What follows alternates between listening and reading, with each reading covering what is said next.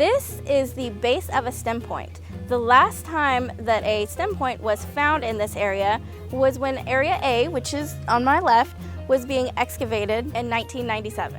I found it while I was digging in Lithostratigraphic Unit 4.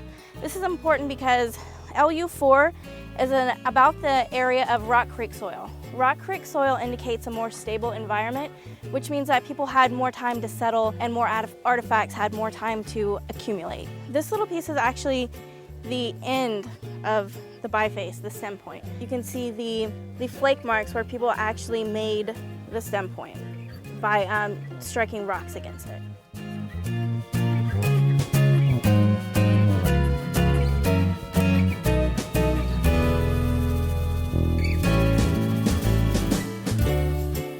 We just excavated a sizable piece of bone out of the southeast quad of Unit F, and it came from right outside of our fire pit feature, which is interesting. And judging by the thickness of the walls, we think it might have come from a deer-sized animal, possibly a long bone. We found this piece in LU4, which dates to between 10 and 11,000 years ago.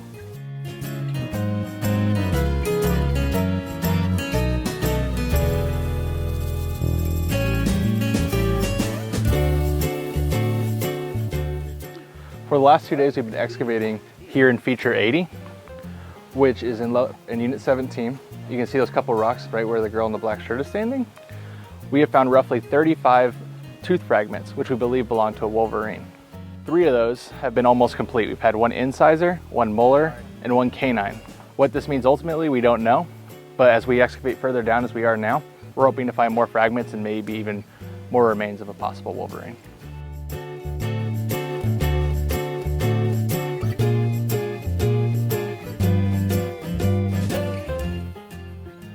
So earlier this week we found a chert flake that looked like it was a template for what would later be made into a western stem point.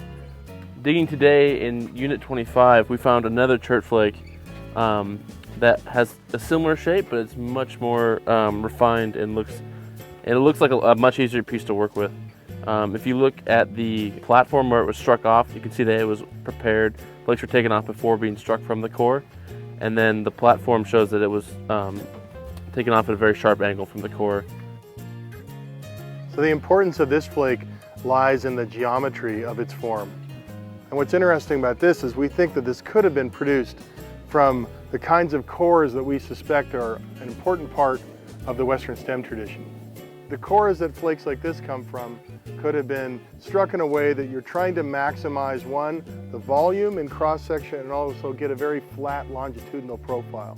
So all a person in the past would have to do to make this into something like a projectile point would be to take an antler tip, press off a whole series of flakes around here to put it into shape, and very easily make this form into a Western stem tradition point. So there's a lot of clues that we can see inside this piece as it's shaped right now, and imagine how that becomes part of the larger technological pattern of the Western stem tradition.